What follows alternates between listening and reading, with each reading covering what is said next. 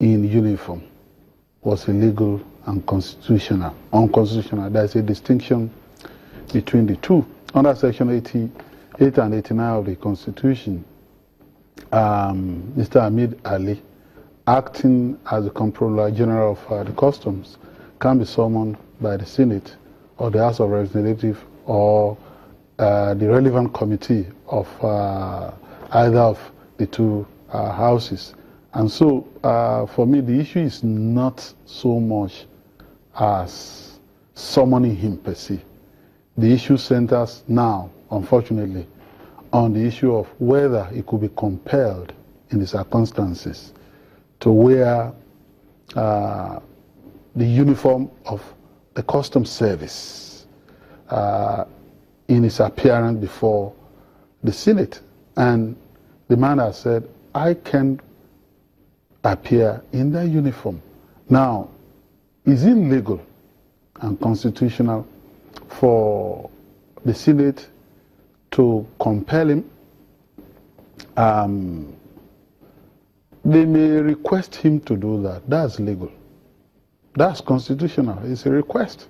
But as to compulsion, I don't think that the Senate has such powers. If they search their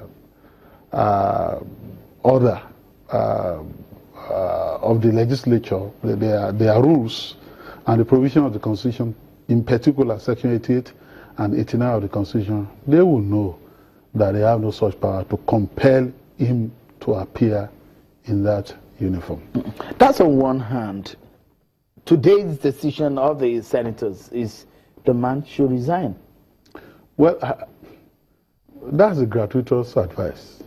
Is it an advice or it's an advice. Is an order of the parliament? They can't make such an order, they know.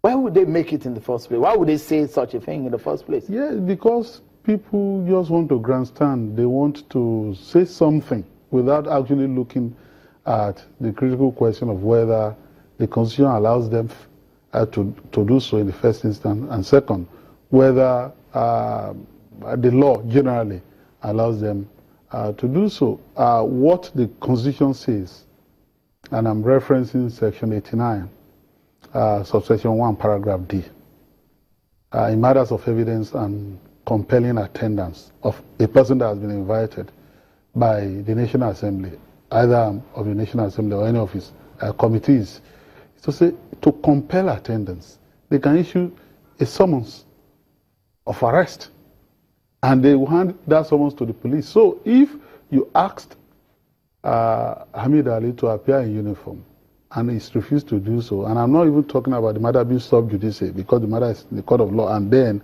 this National Assembly and its committees usually tell us that once the matter is before a court, they won't dive into it. Now they are breaching their own precedents and their own protocols. I'm not even going to that. But assuming they want him to appear before them willingly and it's refused, what's the next thing to do in the law? The next thing to do in the law is to say that we've asked you to come, you've refused. We're going to compel you to attend. And then we're going to issue a summons. They didn't do that. They didn't follow the path of constitutionality and legality. Now they started talking about you are not fit or worthy to be in an office, so you should resign. That's gratuitous advice. Let me ask, one man who was being in that, the Harlow chamber, Honorable West Idahosa, one will look at all of these issues on the table and the decision of the lawmakers today, the senators, to say, go and resign, you're not fit to be in that office. Does that really go in line with when you were there, with what is really applicable in the National Assembly, or this is something strange to what you know?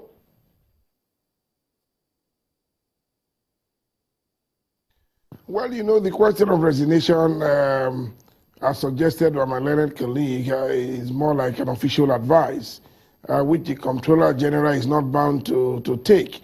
But I must tell you that do not forget that the Senate is an institution, and it has its own politics. It has its own rules and conventions. Not all its practices and powers flow from the Constitution. Conventionally, the Senate can debate the conduct of a public officer And based on their own perception of that public officer, the Senate can officially advise that officer to resign. Whether the officer will accept the advice is a different thing entirely. And then on the question of whether or not the Custom Controller General can come in there with uniform or not, do not forget that the hallowed chambers of the Senate is under the regulation, direction, and prescription of the Senate. They can stop even one of their own from entering there. Now, the lacuna here is that the law establishing the customs itself left too much vacancy in the question of mode of uniform and equipment. It said that the board shall regulate the mode of dressing and equipment. And incidentally, the CG is the vice chairman of that board. The Minister of Finance is the chairman of that board. No one knows what regulations are in place now. No one knows whether exemptions have been given to the CG at the moment. He himself hasn't said so. Now, when the Senate says, appear before us in your uniform, it's a Senate order. You cannot enter that chambers unless you comply with that order. Now, if you don't want to do so, you can write to the Senate and explain thoroughly why. Now, in this case, the Senate is saying, resign. Other than the crisis on board, they haven't given any substantial and compelling reason why the man should resign. Was he found to be corrupt? Is he inefficient? Has he fouled the laws of Nigeria? So I take that as pure politics, which the Senate is entitled to play. All right, Honorable Wesley, that was a very good point there. And when we can take a break, a breather on the program, what is the impact of the interventions of the APC, the party, the ruling party at the center on this matter? And I will show you some sections of what Mr. Femi Falana, a senior advocate of Nigeria, said about, first and foremost, the issue of the uniform, and the other one is the summoning of this man. My guest here, Honorable Wesley Dawson and Mr. G.T. Ogunye, will be weighing in on this matter. Join us again.